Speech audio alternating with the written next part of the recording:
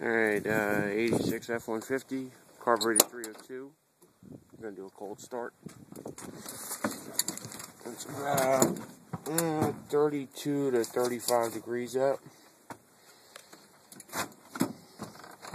And here we go.